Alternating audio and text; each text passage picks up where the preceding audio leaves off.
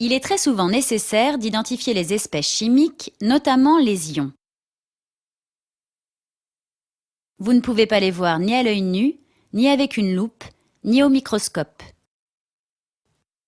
Pourtant, être capable de les détecter est très important, que ce soit par exemple pour des analyses de sang, pour tester la qualité de l'eau, le scientifique a besoin de savoir s'ils sont présents ou non. Pour identifier les ions, il faut donc des détecteurs. En troisième, vous utiliserez de l'hydroxyde de sodium ou du nitrate d'argent. Alors comment faites-vous pour prouver qu'une solution contient certains ions?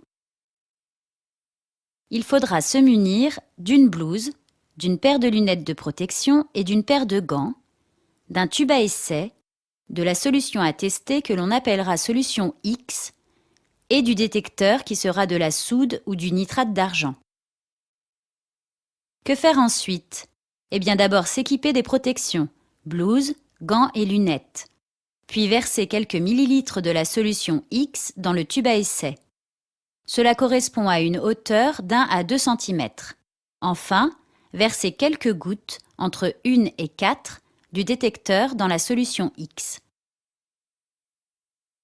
Il peut alors se former un solide dans la solution X que l'on appelle le précipité. Deux cas se présentent. Premier cas, le détecteur est du nitrate d'argent. S'il se forme un précipité blanc qui noircit à la lumière, alors la solution X contient des ions chlorure. Deuxième cas, le détecteur est de la soude.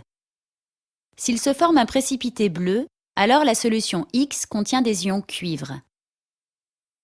S'il se forme un précipité vert, alors la solution X contient des ions fer, 2.